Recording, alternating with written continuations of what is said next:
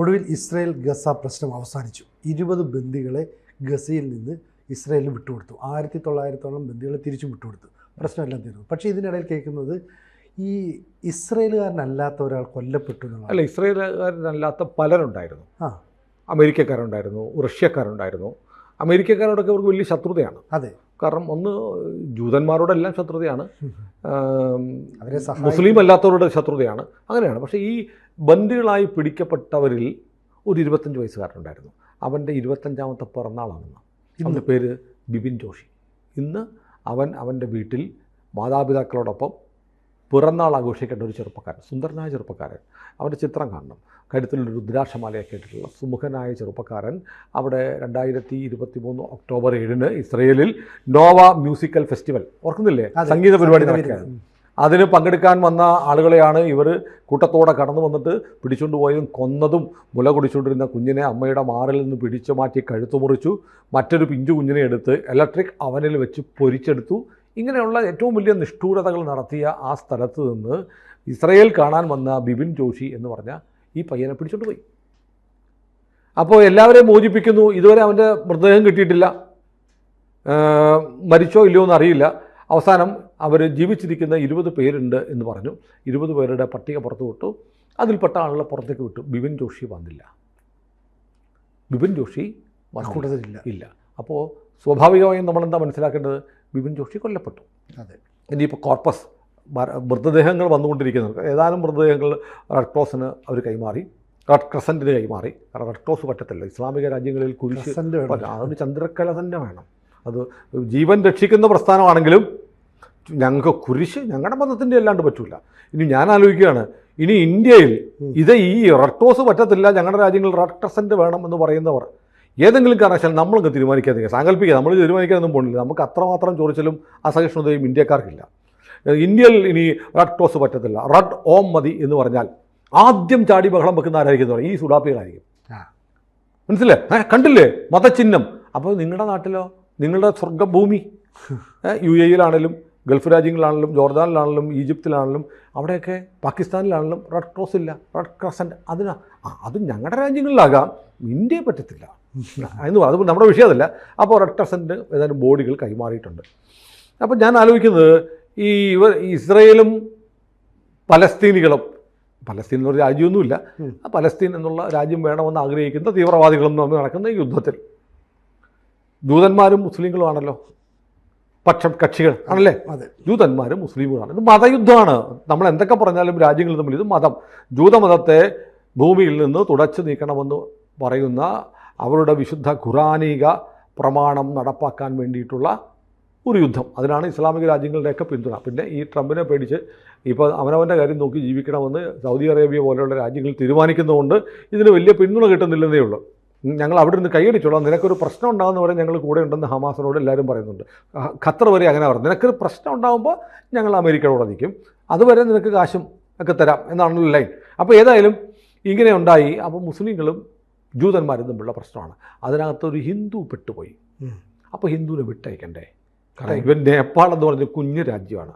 ഇസ്രയേലും ഹമാസും തമ്മിലുള്ള വിഷയത്തിൽ ഒന്ന് ഇടപെടാൻ പോയിട്ട് എണീറ്റ് നിൽക്കാൻ ശേഷിയില്ലാത്ത ചെറിയ രാജ്യം.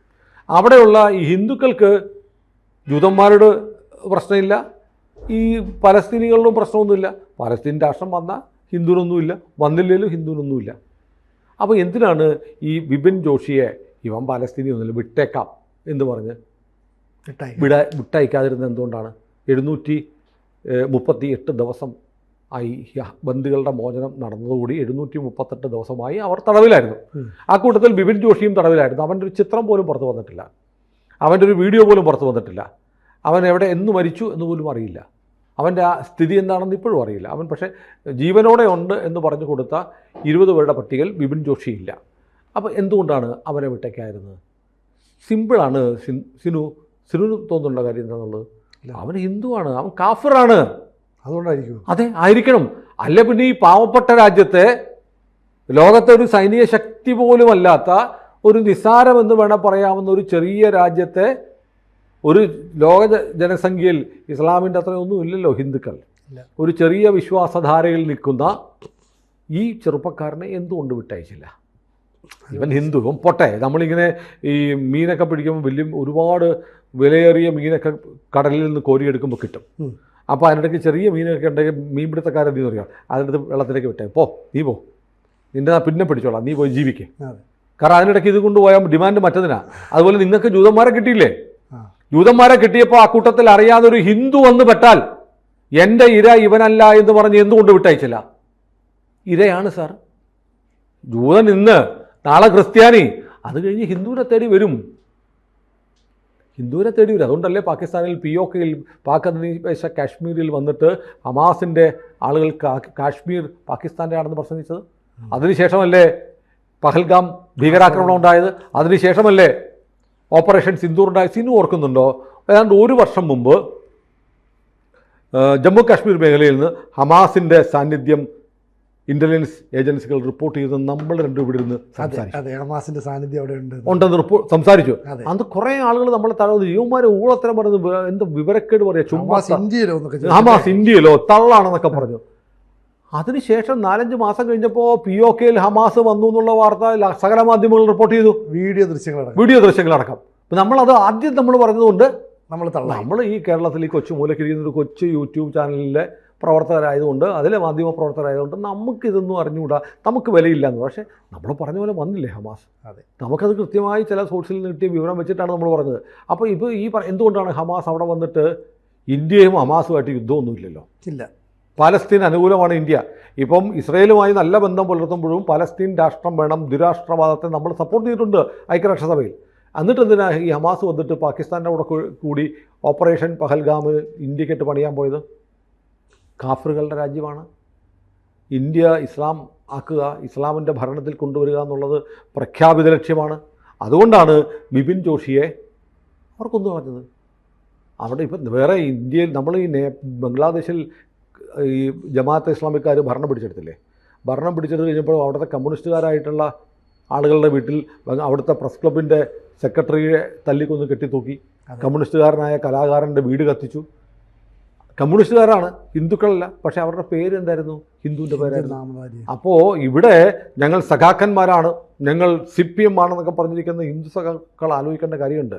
ബിപിൻ ജോഷി ഇസ്രായേൽ വിരുദ്ധ അനുകൂലി ആയിരുന്നില്ല, ഹമാസിനെതിരുമായിരുന്നില്ല. പക്ഷെ അവനെ പിടിച്ചുകൊണ്ട് പോയി വിട്ടയക്കാതെ കൊന്നു കളഞ്ഞത് അവൻ ഹിന്ദുവാണ്, കാഫർ ആയതുകൊണ്ട്. നാളെ അവർ ഇവിടെ വരും. ഇവിടെ വന്നിട്ട് സഖാവ് MV ഗോവിന്ദൻ എന്നുള്ള പേര് കാണുമ്പോൾ ഇയാൾ കമ്മ്യൂണിസ്റ്റ് ആണെന്നല്ല ഓർക്കാൻ പോകുന്നത്, ഇവൻ കാഫിറാണെന്നാണ് ഓർക്കാൻ പോകുന്നത്. ഇതാണ് നമ്മൾ പഠിക്കേണ്ട ഒരു പാഠമാണ് എന്തുകൊണ്ട് ബിപിൻ ജോഷിയെ കൊലപ്പെടുത്തി എന്നുള്ളത്. ഇത് ഈ നമ്മുടെ നാട്ടിലെ ഭൂരിപക്ഷം ഹിന്ദുക്കൾക്കും മനസ്സിലാവുന്നില്ല. കാരണം ആരും രക്ഷപ്പെടില്ല സാർ. ഈ തീവ്ര ഇസ്ലാമിസ്റ്റുകളുടെ കാര്യത്തിൽ ആർക്കും രക്ഷയില്ല. ഞാൻ രാവിലെ എൻ്റെ FBയിൽ ഒരു സാധനം പോസ്റ്റ് ചെയ്തു. അതായത് ഒരു മലയാളം ഇങ്ങനെയാണ്, ഇംഗ്ലീഷിലാണ്. അതായത് ഒരു പുരുഷനോട് അയാളുടെ ശമ്പളം ചോദിക്കരുത്, അത് അയാളെ ഇൻസൾട്ട് ചെയ്യുന്ന പോലെയാണ്. ഒരു സ്ത്രീയോട് അവരുടെ പ്രായം ചോദിക്കരുത്, അതും അവരെ ഇൻസൾട്ട് ചെയ്യുന്ന പോലെയാണ്. ഒരു തീവ്രവാദിയോട് അവൻ്റെ മതവും ചോദിക്കരുത്, അയാൾ ഇൻസൾട്ട് ചെയ്യുന്നതാണ്. കാരണം തീവ്രവാദത്തിന് മതമില്ല എന്നൊക്കെ പറയും. പക്ഷേ നമ്മൾ ലോകത്തെല്ലായിടത്തും നമ്മൾ തീവ്രവാദം നോക്കിയാൽ ഒറ്റ മതമേ ഉള്ളൂ. ആണോ?